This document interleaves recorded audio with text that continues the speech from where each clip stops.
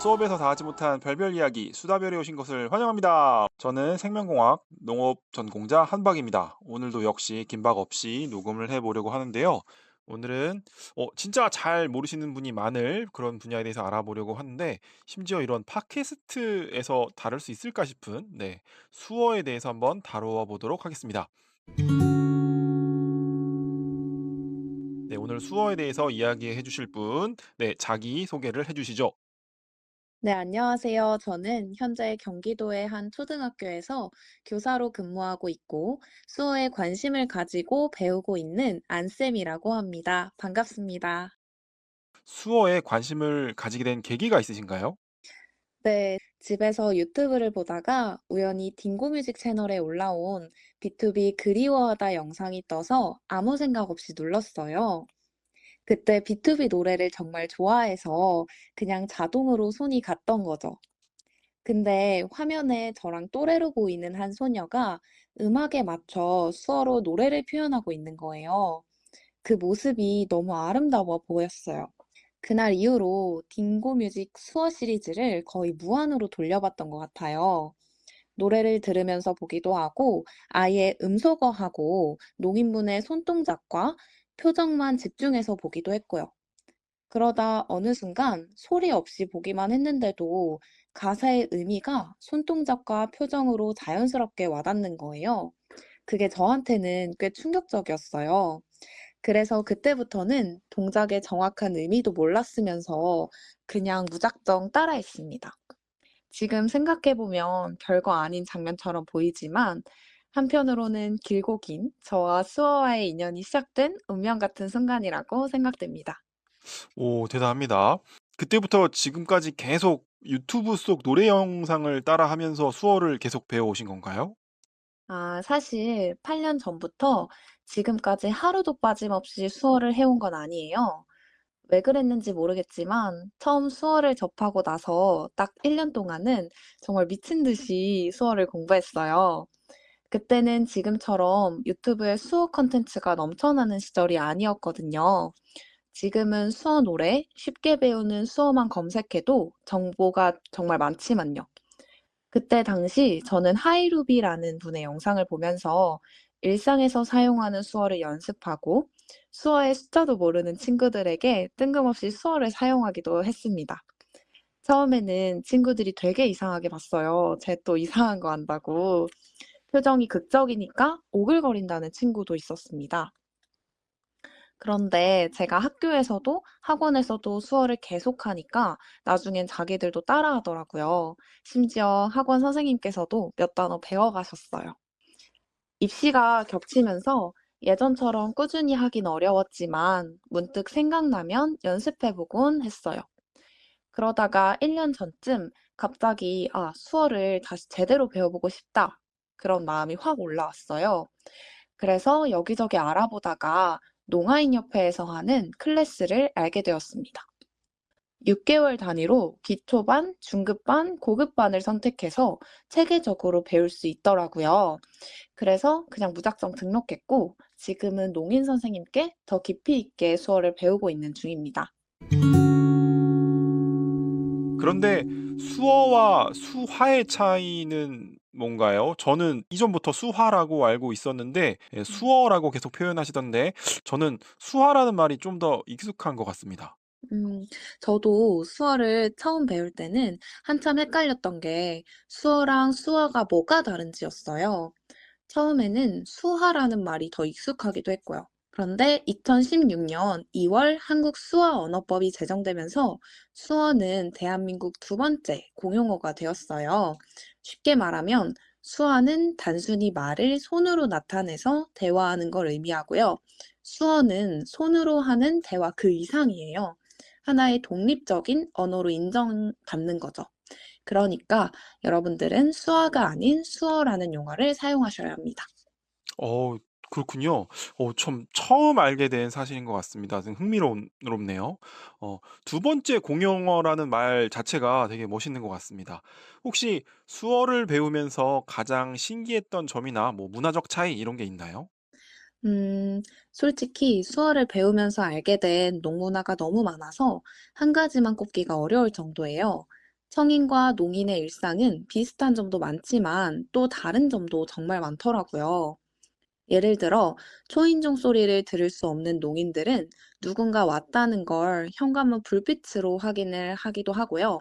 이동할 때는 서로 수어로 대화하면서 걷기 때문에 앞쪽 장애물에 부딪히는 일도 꽤 있다고 해요. 또 수어는 소리를 필요로 하지 않기 때문에 소리가 들리지 않는 거리에서도 서로의 손동작과 표정만 보인다면 의사소통이 가능하다는 점도 신기했고요. 그중에서도 제가 제일 흥미로웠던 건 얼굴 이름이라는 문화예요.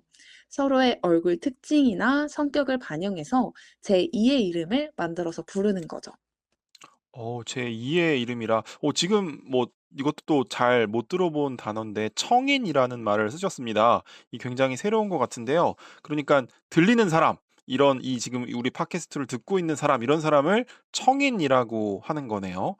얼굴 이름이라는 문화도 매우 좀 새롭습니다. 그러니까 우리 같은 청인으로 따지면 뭐 별명 같은 그런 건가요? 네, 맞아요. 청이는 소리를 들을 수 있어서 이름을 부르면 바로 대답을 할 수 있지만 농인분들은 그렇지 않잖아요. 그래서 보이는 이름을 사용하는 거예요.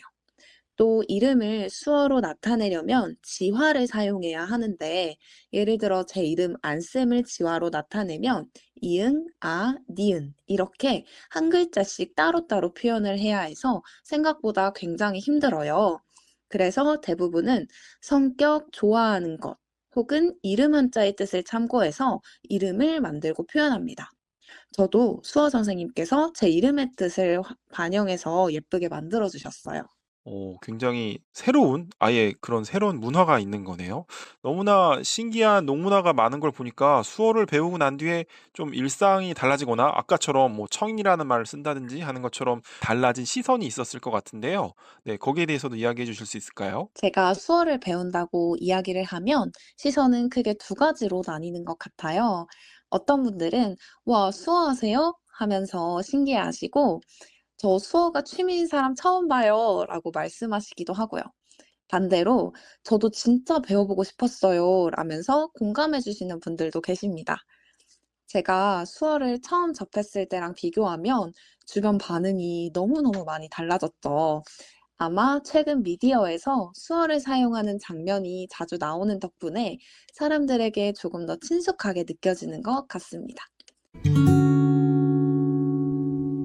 저는 사실 영화나 드라마에서 수어를 사용하는 걸 별로 보진 못했는데요. 그리고 소리가 좀 없는, 그러니까 말을 안 하는 영화나 드라마를 상상하는 것도 좀 어려운 것 같습니다. 혹시 관련해서 소개하고 싶은 영화나 드라마가 있나요? 네, 그러면 제가 영화 한 편과 드라마 한 편 추천해 드릴게요. 영화는 많은 분들이 아실 청설이에요. 주인공 용준이는 부모님이 운영하시는 도시락 가게에서 배달 일을 도우며 지내는 평범한 소년인데 어느 날 수영장으로 배달을 가게 돼요. 거기서 수영 연습 중인 여동생을 응원하는 여름이라는 소녀에게 한눈에 반하게 됩니다. 그런데 나중에 여름이가 청각장애가 있다는 사실을 알게 되고 용준이는 여름이랑 소통하기 위해서 수화를 배우면서 점차 가까워지는데요. 이 영화는 단순히 로맨스를 넘어서 세 사람의 성장 이야기와 함께 일상에서 쓰이는 수어를 접하실 수 있어요. 그래서 수어를 처음 배우시는 분들도 단어를 쉽게 알아보실 수 있기 때문에 재밌게 보실 것 같습니다. 그리고 드라마는 반짝이는 워터멜론을 추천하고 싶습니다. 제가 개인적으로 제일 좋아하는 드라마인데요. 내용은 청각장애인 가족을 가진 코다 소년 하은결이 1995년으로 타임슬립해서 어린 시절의 아빠와 함께 밴드를 하며 펼쳐지는 이야기예요. 은결이의 아버지는 원래 청력이 있었지만 사고로 청력을 잃게 되고 그 과정에서 함께 어려움을 극복하는 스토리가 담겨져 있어요. 반짝이는 워터멜론에서는 기초 수어보다는 조금 더 난이도 있는 표현들이 많아서 한국 수어의 매력을 깊게 느끼실 수 있습니다. 수어가 낯선 분들은 이렇게 영화나 드라마를 통해 접해보시는 것을 추천합니다. 네. 찾아보고 싶은 네 영화나 네 드라마였습니다. 청설 그리고 반짝이는 워터멜론 둘 다 저는 잘 몰랐던 거라서 꼭 한번 찾아보도록 하겠습니다. 수어도 하나의 언어로서 사용하지 않으면 점점 잃어버리게 될 텐데 평소 일상생활에서 수어를 사용하시기도 하나요? 네, 맞아요. 수어도 비슷한 동작이 많고 손의 모양이나 위치, 움직임에 따라 의미가 너무 달라져서 계속 연습하지 않으면 금세 잊어버리더라고요. 그래서 저는 산책할 때 아무 노래나 틀어놓고 노래 가사를 수어로 따라해보는 연습을 자주 해요. 그러다 보면 표현이 막히는 단어나 문장이 생기는데 그때그때 찾아보고 공부하면서 손에 익히는 거죠. 처음에는 한 소절조차 표현하기 힘들었던 게 조금씩 실력이 늘면서 나중에는 노래 한 곡을 수어로 완주할 수 있게 돼요. 어떤 언어든 노래로 배우는 게 가장 재밌고 효과적인 방법인 것 같습니다. 또 학교에서는 아침 시간이나 자투리 시간을 활용해서 아이들과 함께 수어를 배우는 활동도 하고 있어요. 일주일에 한두 단어만 공부해도 1년이 지나니까 저희 반 아이들은 지화뿐만 아니라 시간 표현, 가족, 학교에서 필요한 단어까지 꽤 많은 단어를 수어로 표현할 수 있게 되었습니다. 게다가 저희 반 특색 활동 중 하나가 합창인데 이때 노랫말을 수어로 함께 연습도 하고 있습니다. 야, 학교에서 아이들과 함께 수어를 연습한다니 아이들이 어려워하지는 않나요? 아이들이 어려워하기는 해요. 하지만 확실한 건 지루해하지는 않습니다. 사실 수어를 아침 활동 시간에 하게 된 것도 우연한 계기였어요. 학교마다 장애인식 개선 교육 주간이 있잖아요. 잠깐 동안 아이들이 장애를 체험하면서 그들의 불편함을 이해하고 또 인간 존중의 마음을 갖도록 배우는 시간이에요. 저희 반에서는 학습지 채우기를 대신해서 제가 수어를 배우면서 겪은 경험을 아이들에게 공유하고 수어를 함께 배우는 시간을 가져봤어요. 그랬더니 아이들이 정말 재밌어 하면서 계속 배우고 싶다고 하더라고요. 그 순간 또 느꼈죠. 교사가 관심을 가지고 배우는 만큼 아이들도 자연스럽게 더 넓은 세상을 바라볼 수 있구나. 수업뿐만 아니라 앞으로도 다양한 분야를 더 열심히 배우고 경험해야겠다고 다짐했던 순간이었습니다. 수어를 통해 교육에 대한 생각도 해볼 수 있었네요. 뭐 앞으로 더 많은 거를 좀 내가 배워야 아이들의 눈을 열어줄 수 있겠다. 예, 이야기를 들어보니 수어를 통해서 소통에 대한 생각 변화도 있었을 것 같습니다. 네, 수어를 배우면서 단순히 소통을 넘어 장애에 대한 인식까지 달라졌어요. 예전에는 장애를 그냥 불편하고 힘든 것이라고만 생각을 했거든요. 제가 직접 경험해보지 못했으니까 어렴풋이 짐작만 하고 있었던 거죠. 그런데 어느 날 나눈 분의 영상을 보게 됐어요. 그분이 말씀하시길 과거에는 눈이 나쁜 사람도 장애인이었을 거라는 거죠. 그런데 안경이 등장하면서 우리는 그 불편을 극복할 수 있었던 거고, 청각장애도 마찬가지예요. 성인이 수어를 배우고 모두가 수어를 할 수 있게 되면 더 이상 소통에 장애가 없어진다는 그 말이 오랫도록 제 머릿속을 맴돌았어요. 사실 저도 눈이 정말 안 좋아서 올해 라식 수술을 했거든요. 그때 생각했어요. 만약 내가 과거에 태어났다면 가까운 거리조차 제대로 보지 못하는 사람이었겠구나. 내가 누군가를 불쌍하거나 힘들 거라고 미리 짐작하는 게 맞는 걸까? 하는 부끄러움도 있었고요. 이 이야기를 아이들과도 함께 나눴어요. 저는 장애인식 개선이 거창할 필요가 없다고 생각해요. 그냥 그들의 삶을 조금이라도 느끼고 배우면 자연스럽게 마음의 벽이 허물어지더라고요. 소통의 벽을 허물기 위해 수어를 모르는 사람들이 알아두면 좀 좋겠다 하는 작은 팁이 있을까요? 모든 청각장애인 분들이 수어를 할 수 있는 건 아니에요. 농인분들은 대부분 수어로 소통을 하시지만 입모양을 보고 이해하는 구화나 필담으로 소통을 하시는 분들도 계시거든요. 그래서 청각장애인 분들을 만났다고 바로 수어를 사용하려고 하기보다는 먼저 수어를 하실 수 있는지 여쭤보는 게 좋아요. 그리고 기본적인 지화 정도를 익혀두시면 훨씬 더 많은 사람들과 소통하는 재미를 느끼실 수 있을 거예요. 마지막으로 앞으로 좀 수어를 통해서 해보고 싶은 일이나 꿈이 있을까요? 제가 무언가를 꼭 이루겠다는 큰 목표를 가지고 시작한 건 아니라서 작은 로망이 있는데요.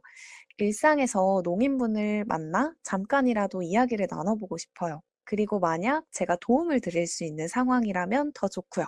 또 수어를 지금보다 훨씬 더 오랫동안 배우게 된다면 나중에는 수어 통역사 자격증에 도전을 해보는 것도 좋겠다 싶고요. 아, 수어 통역사 자격증이라는 것도 있군요. 이제 마무리를 좀 해야 될 것 같습니다. 마지막으로 한마디 정리해 주시죠. 수어에 대한 제 경험을 나눌 수 있어서 너무 좋았습니다. 다음에 좋은 기회가 된다면 더 많은 이야기를 나누고 싶습니다. 감사합니다. 네, 안쌤님의 소개로 수어라는 새로운 세상을 만나본 것 같습니다. 우리나라 제2의 공용어가 수어다. 뭐 이런 얘기도 하셨고, 저희는 이제 농인이라고만 이렇게 얘기를 하는데, 아, 청인이라는 다른 시각의 용어도 참 새로웠습니다. 그다음에 또 농문화라는 말도 하셨는데, 정말 우리가 모르는 어떤 세상이 있는 듯 합니다. 또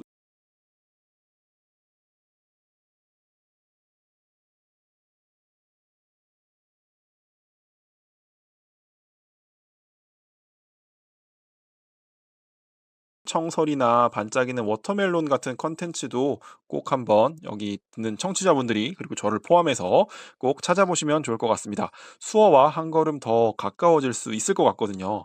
그리고 모두가 수어를 배운다면 소통의 장애가 없어질 것이다라는 말도 무척 마음을 울리는군요.